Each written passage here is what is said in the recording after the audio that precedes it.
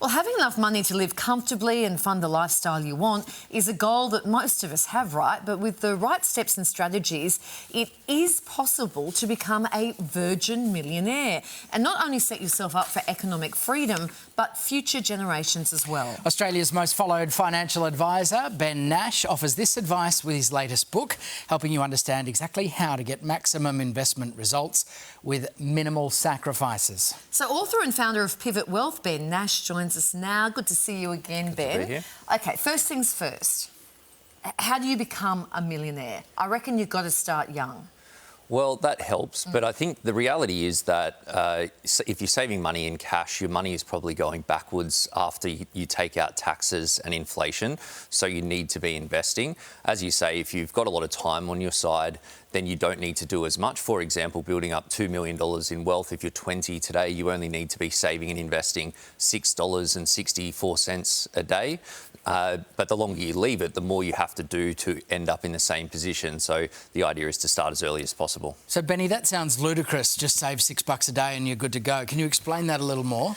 Well, that's the power of compound interest. So the markets generate you a return and then your money grows along with the extra returns that you've generated, and it has this compounding effect. And so people often underestimate the results they can get over the long term, and so they don't do as much at the start and think that they'll just play catch up later on, but they don't realise that then you just have to do so much more to end up in the same spot. So let's call it $50 a week. Let's sort of round it up. If you're a 20-year-old now and you start putting $50 a week away... Yep. That will get you $2 million by age 65. 65, there you go. What's the one thing you recommend to do right now?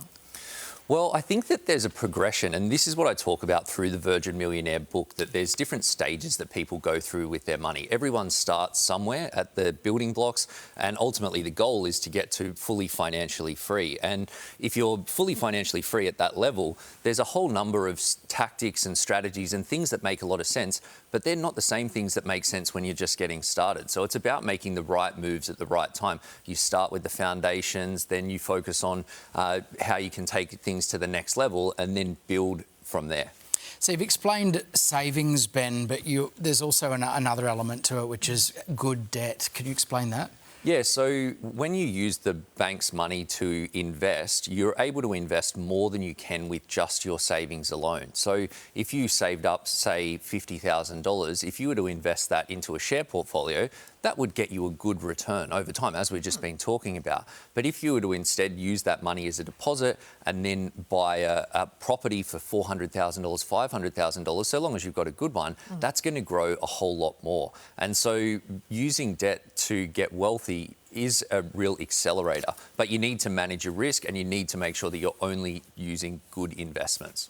Right. So don't go and borrow all that money to go and buy yourself a speedboat.